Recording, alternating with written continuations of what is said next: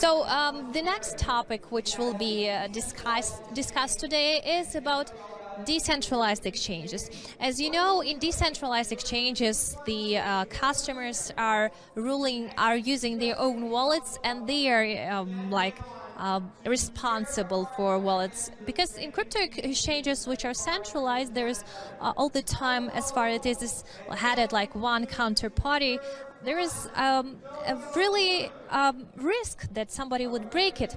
So they say that the future is for decentralized exchanges. Today, Thomas Perry, who is the next one, will be speaking about BitSafety, a decentralized exchange. Let's have a look at this stage. Technology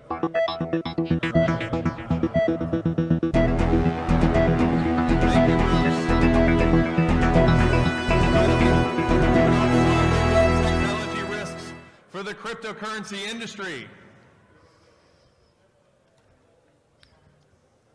Let me tell you a little bit about myself. I spent 18 years working in securities, managing sensitive information and online security. I worked for the Office of Naval Intelligence, where I held a top-secret SCI clearance. And more recently, I was the CTO of a financial company whose focus was to secure sensitive data using PCI compliance and PADSS compliance. In my time and during my time there, I ripped apart the back-end technologies of credit unions and banks to figure out how they worked. So let's just start with a level set. Let's identify web technology and what it is. I'm talking about anything that's www. That uses a web browser or a web app to communicate via HTTP messaging, which requires a web server. Can we all agree on that? All right. What are the pros of web technology? Well, it's an industry standard for developing websites, right? It's fast, it's efficient for creating websites and web apps for web development. It's taught at every major university in the world. When students come out of those universities, they know web development, they know Java, they know JavaScript. It's appropriate for non-sensitive data. That's Netflix, web streaming, news sites, Wikipedia.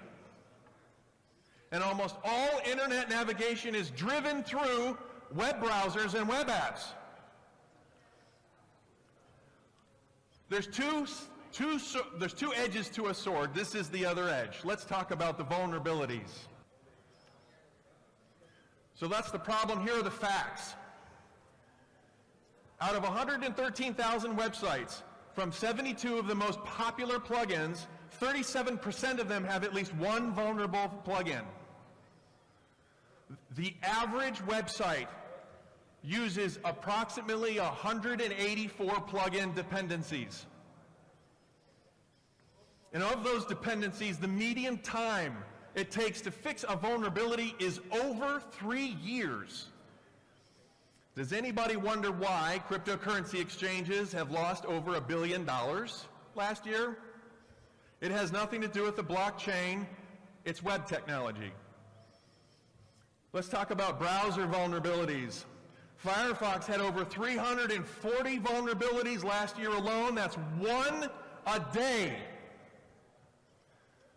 MSN, Microsoft's Edge, the replacement for Internet Explorer, their top-of-the-line browser, had twice the vulnerabilities that Internet Explorer did last year. Isn't it supposed to be less, not more?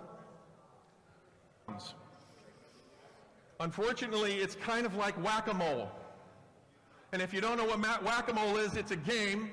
There's a board with holes in it, and these moles jump up out of these holes, and you hit them with a baton, and then they fall back down. And then another one pops up, and you hit that one. And then those are your hackers. They're coming up out of those holes, and you're hitting them. Well, they're getting faster and faster, and you can't keep up. Why? Because everything is reactive. The remedies are all reactive. You can't keep up. Nobody can keep up. So I'm going to read this now, because I think this is important. JP Morgan is going to spend $500 million on security this year, and they still feel challenged. That's from their general counsel. Here's another one. The exchange's management was aware of security issues prior to the breach and took measures to enhance the exchange's safety, but it still didn't work. Security solutions layered on top of a flawed foundation isn't sustainable. $500 million for security isn't sustainable. And even if it was, the exchange proved it doesn't solve the problem. First, SafetyBit is a decentralized exchange on the internet, not the web. We're not on the web. That's that big globe. We're off to the side, all on our own. It has an intrusion detection system, IDS, built in. The KSM is interrogated on the back end at every step of the way for the format to be correct and the data to be correct. If the format and or the data signature is wrong and that connection is abused, that IP is banned automatically. Let's switch to IT security.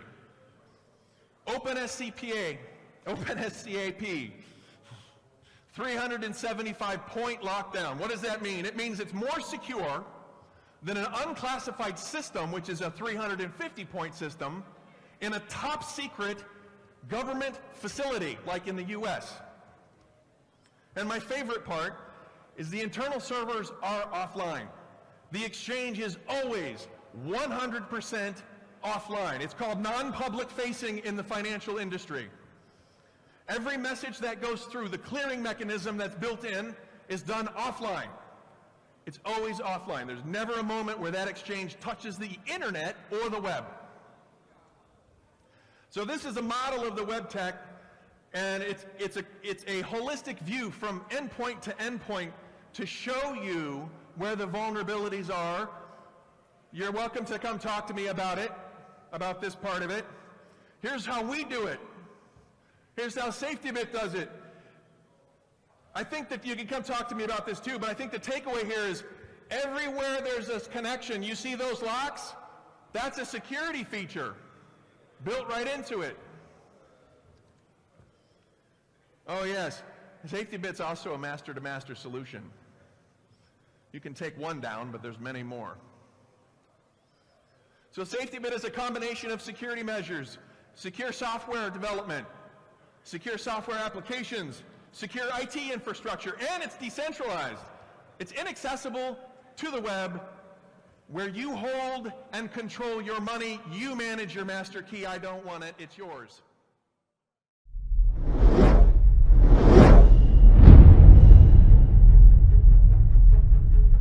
In Vienna is where we start. The team and I will convene at the European Blockchain Investment Congress, where we will speak of the future of blockchain and why this is the most profound invention of our time. We will then descend in Las Vegas, Nevada, with a large Latin American conference. These people are investing big. They're liquid investors investing in top projects, including some of ours. From Vegas, we fly directly to London, where we meet with the top minds in the venture capital arena, including Tim Draper. We play golf at the most exclusive resort in London. It's gonna be awesome.